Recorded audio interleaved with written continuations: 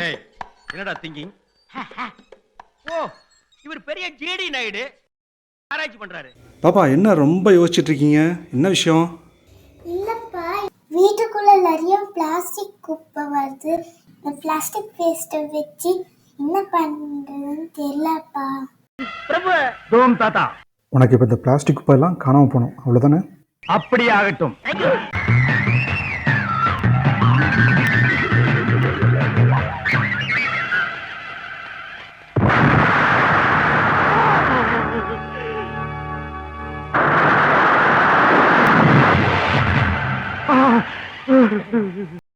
எப்படி பண்ணிருப்பாரு? ஏதோ மேஜிக் பண்ணிருப்பாரோ? Welcome to great Kirikalan magic show. அலைகடலான திரண்டு வந்து ஆர்ப்பாட்டமே இல்லாமல் இங்கு அமைதியாக அமர்ந்திருக்கும் என் ரசிக பெருமக்களே, உங்கள் எல்லோருக்கும் என் அன்பார்ந்த முதல் வணக்கம். இப்ப நீ என்ன நினைச்ச நான் சொல்லட்டுமா? என்ன நினைச்ச? பாப்பா நீங்கள் நினைக்கிற மாதிரி இது மேஜிக் எல்லாம் கிடையாது. சரி. எப்படிப்பா இதை செஞ்சீங்க? என் சந்தேகத்தை தீர்த்து வைங்கண்ணே. என்னடா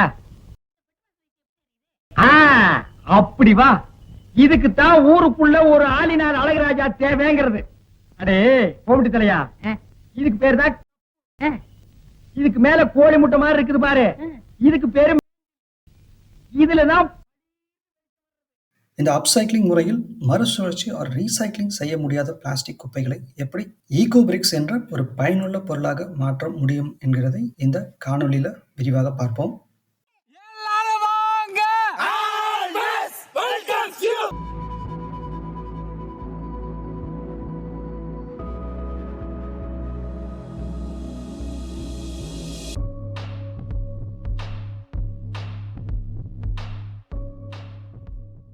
முதல்ல ஈகோ பிரிக்ஸை பற்றி பேசுறதுக்கு முன்னாடி நாம இந்த பிளாஸ்டிக்ஸை ஏன் தவிர்க்கணும், ஆர் இதை பயன்படுத்துறதுனால என்ன பிரச்சனை இருக்குன்றத கண்டிப்பா நம்ம தெரிஞ்சுக்கணும்.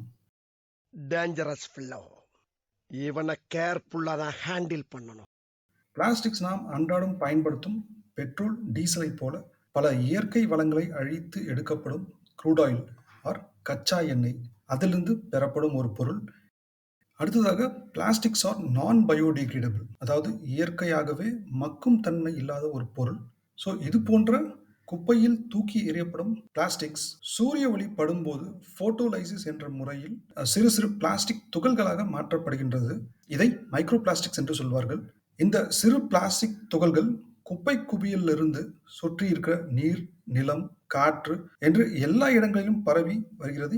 இந்த பிளாஸ்டிக்ஸ் இருக்கின்ற நீரை அல்லது காற்றை உட்கொள்கின்ற விலங்குகள், பறவைகள் மற்றும் நிலத்தில் விளைகின்ற மரம், செடி மூலமாக மனித உடலுக்குள்ளும் வந்தடைந்து விட்டன. மூன்றாவதாக குப்பை குவியல்ல இருக்கிற பிளாஸ்டிக்ஸ் மற்ற குப்பைகளோட கலந்து இந்த உலக வெப்பமயமாகுதல், அதாவது குளோபல் வார்மிங்குக்கு முக்கிய காரணிகளாக பார்க்கப்படுகின்ற கார்பன் டை ஆக்சைடு மற்றும் மீத்தேன் போன்ற கிரீன் ஹவுஸ் கேஸஸை உருவாக்குகின்றதாக பார்க்கப்படுகின்றன. நான்காவதாக குப்பையில் எரியூட்டப்படும் பிளாஸ்டிக்ஸ் மூலமாக தேவையற்ற விஷவாயுக்கள் உருவாகி அது நம் சுவாசிக்கின்ற காற்றை பெருமளவு மாசுபடுத்துகின்றன. ஸோ இதுவரைக்கும் சொல்லப்பட்ட அனைத்து பிரச்சனைகளுக்குமான ஒரு தற்காலிகமான தீர்வு தான் இந்த ஈகோ பிரிக்ஸ் என்பது. ஸோ ஒவ்வொருவரும் தங்கள் வீட்டில் உருவாகும் குப்பைகளை அழகாக மக்கும் மற்றும் மக்காத குப்பை என்று தரம் பிரித்து அதில் மறுசுழற்சி செய்ய முடியாத பிளாஸ்டிக்ஸை மட்டும் தனியாக எடுத்து வைத்து ஈகோ பிரிக்ஸ் தயாரிக்கலாம். இப்போ இந்த ஈகோ பிரிக்ஸ் செய்வதற்கு என்ன பொருட்கள் தேவை என்பதை பார்ப்போம். முதலாவதாக ஒரு காலி PET bottle or water bottle. இரண்டாவதாக நிறைய மறுசுழற்சி செய்ய முடியாத பிளாஸ்டிக் குப்பை. மூன்றாவதாக ஒரு நீண்ட மரக்குச்சி. வணக்கம் சென் டிவி நேயர்களே, இன்னைக்கு நம்ம எக்ஸ்போர்ட் சரவணன் வந்திருக்காங்க. அவங்க இப்ப என்ன செய்ய போறாங்கன்னு பார்க்கலாம். இன்னைக்கு புதுமையா என்ன போறீங்க நேயர்களுக்கு சொல்லி தாங்க பார்க்கலாம். அடுத்ததாக இந்த பொருட்களை வைத்து எப்படி ஈகோ பிரிக்ஸ் செய்யறதுன்னு பார்ப்போம். முதல்ல நாம தரம் பிரித்து எடுத்து வச்சிருக்க பிளாஸ்டிக்கை ஒவ்வொன்றா பிளாஸ்டிக் பெட் பாட்டிலில் அடைக்கணும். அப்படி செய்யும் போது நாம கவனிக்க வேண்டிய முக்கியமான ஒரு விஷயம், பெட் பாட்டிலோட அடிப்பகுதியில் நிரப்பப்படும் பிளாஸ்டிக் ஒரே மாதிரி ஆர் ஒரே கலர்லான பிளாஸ்டிக்ஸாக இருப்பது நல்லது. இது ஏன் முக்கியம்னா, இந்த ஈகோ பிரிக்ஸ் ஒவ்வொன்றும் ஒன்றிணைத்து உருவாக்கப்படும் அந்த ஃபைனல் அமைப்பிற்கு ஒரு நல்ல கலர்ஃபுல் அட்ராக்டிவ் லுக் இதனால கிடைக்கும். எந்த ஒரு விஷயத்தை பிளான் பண்ணி பண்ணணும். ஓகே. ஸோ இதே போல நிறைய பிளாஸ்டிக்கை பெட் பாட்டில் முழுசா ஃபில் ஆகுற வரைக்கும் ஆட் பண்ணிட்டே இருங்கணும். ஒவ்வொரு முறையும் பிளாஸ்டிக்ஸ் ஆட் பண்ணும்போது மரக்குச்சியை வைத்து நல்லா அழுத்தி விடுங்க. இதை செய்யறதுனால பெட் பாட்டில் இருக்கிற பிளாஸ்டிக்ஸ் அடர்த்தியாகும். அதனால நாம தயார் செய்யற ஈகோ பிரிக்ஸ் வலுவானதாக இருக்கும். பெட் பாட்டில் ஃபுல்லா பிளாஸ்டிக்ஸ் இது போல நிரப்பினதுக்கு அப்புறம் கடைசியாக அந்த ஈகோ பிரிக்கோட வெயிட் செக் பண்ணுங்க. பொதுவாகவே ஒரு ஈகோ பிரிக்கோட அடர்த்தி 0.3 கிராம் per ml என்ற அளவில் இருக்கணும். அதாவது 600 ml பெட் பாட்டில் யூஸ் பண்ணி தயாரிக்கப்படும் ஈகோ பிரிக்ஸோட ஃபைனல் வெயிட் 180 இருந்து 200 கிராம்ஸ் ஆக இருத்தல் நல்லது. இது போல ஈகோ பிரிக்ஸோட வெயிட்டை கரெக்டா செக் பண்றதுனால நாம இதை பயன்படுத்தி ஸ்ட்ராங்கான ரொம்ப நாள் உழைக்கக்கூடிய சேர், டேபிள் போன்ற பொருட்களை செய்யலாம். எல்லாம் ஜிம் பாடிடா, ஜிம் பாடி. ஆம்ஸ் பாத்தியா, நமக்கு பாத்தியாடா, குத்துரா. ஆஹா, வலுவா குத்துவான் போல் இருக்கே. பாறைய முழுங்கிருக்க முல்ல. கரெக்டான ஈகோ பிரிக் வெயிட் வந்ததுக்கு அப்புறம் மேலே மூடி வச்சு டைட்டா க்ளோஸ் பண்ணிடுங்க. அப்படி க்ளோஸ் பண்ணும்போது பெட் பாட்டிலோட மேல் பகுதியில் கொஞ்சம் எம்டி ஸ்பேஸ் இருக்கிற மாதிரி பார்த்துக்குங்க. ஏன்னா சில நேரங்களில் உள்ள இருக்கிற பிளாஸ்டிக் எக்ஸ்பேண்ட் ஆகும். அப்படி எக்ஸ்பேண்ட் ஆகும்போது அது பெட் பாட்டிலோட மூடியை உடச்சிக்கிட்டு வெளியில வராம இருக்க இந்த எம்டி ஸ்பேஸ் உதவும். அடுத்ததாக ஈகோ பிரிக்ஸ் தயாரிக்கும் போது நாம முக்கியமா கவனிக்க வேண்டிய விஷயங்களை பத்தி பார்ப்போம். ஆகா, உனக்கு பாரு பாயிண்ட் மேல பாயிண்ட் கிடைக்குது. ஆமாண்டா. முதலாவதாகவும் முக்கியமானதாகவும் ஈகோ பிரிக்ஸ் தயாரிப்பதற்கு யூஸ் பண்ற பிளாஸ்டிக்ஸ் மறுசுழற்சி செய்ய முடியாத பிளாஸ்டிக்ஸ் மட்டும்தான் உபயோகப்படுத்தணும். இரண்டாவதாக பிளாஸ்டிக்ஸ்க்கு மாற்றாக பேப்பர் போன்ற மக்கக்கூடிய பொருட்கள் மற்றும் இரும்பு, கண்ணாடியாலான திடமான பொருட்களை யூஸ் பண்றதை தவிர்க்கணும். மூன்றாவதாக யூஸ் பண்ற பெட் பாட்டில்ஸ் எதுவும் ஓட்டைகள் ஆர் டேமேஜ் இல்லாமல் இருத்தல் நல்லது. நான்காவதாக பெட் பாட்டிலோட அடிப்பகுதியை ஃபில் பண்றதுக்கு சாஃப்ட் பிளாஸ்டிக்ஸ் யூஸ் பண்ணுங்க. இந்த பிளாஸ்டிக்ஸ் பாட்டிலோட அடியில எந்த கேப்பும் வராம பார்த்துக்கும் மற்றும் ஈகோ பிரிக்ஸோட உறுதித்தன்மையை அதிகப்படுத்த உதவும். ஐந்தாவதாக நான் ஏற்கனவே சொன்னது போல அடிப்பகுதியில் யூஸ் பண்ற பிளாஸ்டிக்ஸ் ஒரே கடலான பிளாஸ்டிக்ஸாக இருப்பது நல்லது. ஆறாவதாக யூஸ் பண்ற பெட் பாட்டில்ஸ் எல்லாமே ஒரே பிராண்ட் மற்றும் ஒரே சைஸாகவும் இருப்பது நல்லது. ஏனென்றால் இந்த ஈகோ பிரிக்ஸை ஒன்றிணைத்து ஒரு ஃபைனல் கட்டமைப்பை ஈஸியாக இதனால் உருவாக்க முடியும். ஏழாவதாக பெட் பாட்டில் மற்றும் பிளாஸ்டிக் வேஸ்ட் இரண்டும் சுத்தமாக கழுவி காய வைக்கப்பட்ட பிறகு ஈகோ பிரிக்ஸ் செய்வதற்கு பயன்படுத்தலாம். எட்டாவதாக தெர்மோகோல் பிளாஸ்டிக் வேஸ்ட் இதுல பயன்படுத்துவதை தவிர்க்கலாம். ஏன்னா தெர்மோகோல் ஒரு லைட் வெயிட் பிளாஸ்டிக் என்பதனால பெட் பாட்டில நிறைய இடத்தை பிடிக்கும். இதனால ஈகோ பிரிக்ஸோட உறுதித்தன்மை ரொம்ப குறைய வாய்ப்பு இருக்கிறது. இப்போ ஈகோ பிரிக்ஸை பயன்படுத்தி என்னென்ன பொருட்கள் செய்யலாம்னு பார்ப்போம். முதல்ல ஒவ்வொரு ஈகோ பிரிக்கை ஒன்றிணைத்து டயல்மன் அண்ட் மைல்ஸ்டீன் மாடல்ஸ் என்கிற சின்ன சின்ன பேசிக் பிளாக்ஸை உருவாக்கிக்கணும். இதுல ஹெக்ஸகனல், ட்ரையாங்குலர், லெகோ என்று பல வகையான மாடியூல்ஸ் இருக்கு. ஸோ நம்ம தேவைக்கேற்றவாறு குறிப்பிட்ட மாடியூல் பேட்டர்னை பயன்படுத்தலாம். நம்ம வீட்டில் குழந்தைகள் விளையாட யூஸ் பண்ற லெகோ பிளாக்ஸ் மாதிரி இந்த பேசிக் ஈகோ பிரிக் பிளாக்ஸை ஒன்றோடு ஒன்று நம்மளோட பயன்பாட்டிற்கு ஏற்றவாறு அடுக்கி ஒரு பெரிய கட்டமைப்பை உருவாக்க முடியும்.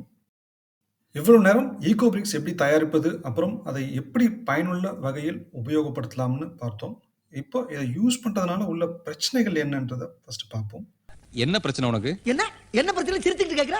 என்ன பிரச்சனை உனக்கு? என்ன நிறைய இடங்களில் இந்த ஈகோ பிரிக்ஸ் வெளிப்புற கட்டமைப்பான வீட்டில் சுற்றுச்சுவர் எழுப்புவதற்கும் பூங்காக்களில் பெஞ்ச் அமைப்பதற்கும் பயன்படுத்தப்படுகின்றது. இதில் உபயோகப்படுத்தப்படும் ஈகோ பிரிக்ஸ் சூரிய ஒளி படும்படி வடிவமைக்கப்படுகின்றன.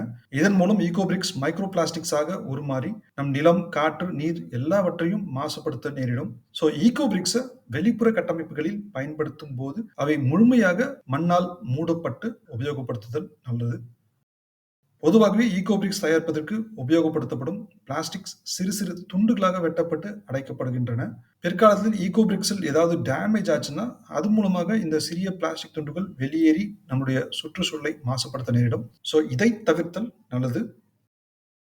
ஈகோ பிரிக்ஸ்க்கு எதிராக வைக்கப்படும் இன்னொரு மிகப்பெரிய குற்றச்சாட்டு இதில் பயன்படுத்தப்படும் பெட் பாட்டில் மற்றும் பிளாஸ்டிக் வேஸ்டை கழுவுவதற்கு நிறைய தண்ணீர் வீணடிக்கப்படுகின்றது என்பதுதான்.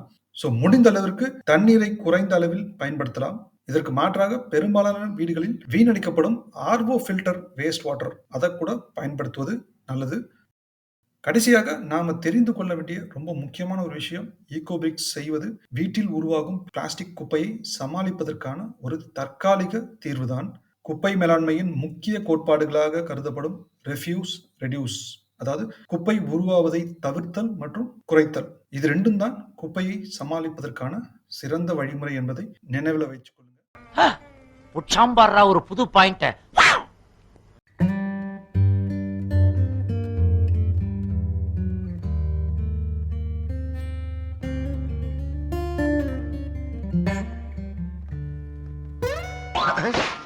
என்னது நவீன மிஷின் என்ன சொல்லி வித்த கேள்வி எல்லாம் கேட்கப்படாம கொடுத்துருக்காங்க. இதுக்கு பேரு பாரு. இப்போ உனக்கு என்ன வேணும்?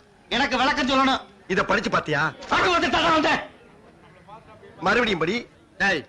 என்னடா புத்தலாட்டம் அது? ஏண்டா இதுக்கு பேரு லேட்டஸ்ட் டெக்னாலஜி மிஷின். இந்த பாரு ராஜா, உனக்கு பிடிக்கலன்னா காசை வாங்கிட்டு போ. அனாவசியமா பேசி வியாபாரத்தை கெடுக்காத. வீடியோவை பிடிச்சிருந்தா லைக் பண்ணுங்க, ஷேர் பண்ணுங்க, சப்ஸ்கிரைப் பண்ணுங்க, பெல் ஐக்கானையும் கிளிக் பண்ணுங்க.